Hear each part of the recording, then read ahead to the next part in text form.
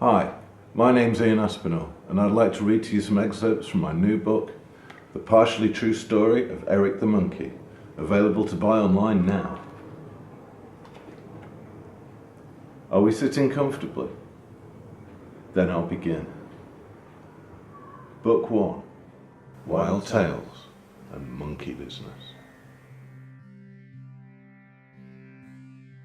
Once upon a time, there was a monkey called Eric, and he lived in an igloo at the North Pole, where he worked for Father Christmas in the mail department.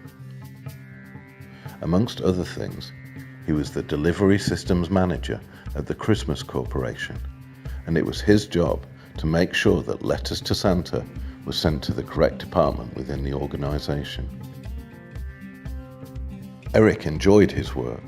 It was rewarding helping to make people happy, and life was good. But Eric's story begins many years ago in Manchester, England, in a zoo that is now long gone. But this was not just any old zoo.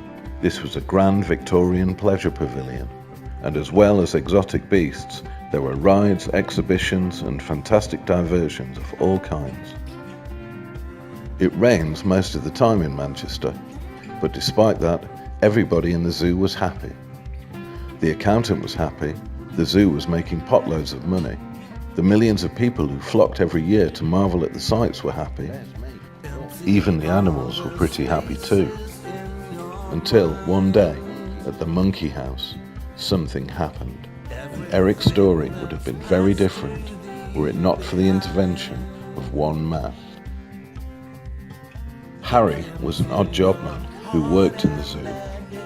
He was a zookeeper, and it was his job to look after the animals, take the elephants for walks and so on.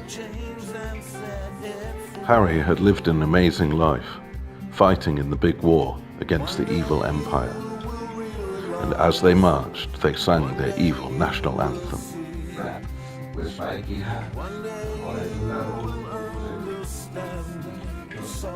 Harry had many other odd jobs in the zoo.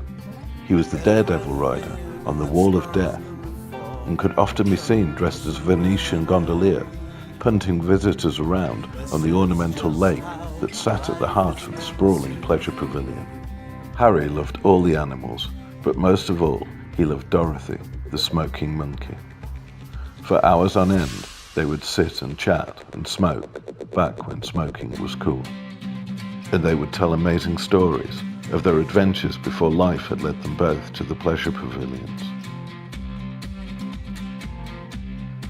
Harry remembered he had an old Victorian map of the zoo, and he had an idea. A mongoose called Ziggy. He would disable the alarm and let Harry in through the fire escape of the monkey house. High into the night sky they climbed, over Manchester as the city slept. And Harry taught him about love and what it means to be with a beautiful woman. And Eric grew up smart and hungry for knowledge. And for a while, Eric lost his way in life. He experimented with various things. He tried hedonism and nihilism. And that is how a monkey called Eric, who was born in a zoo in Manchester, came to work for Father Christmas at the North Pole and rediscover his monkey mojo.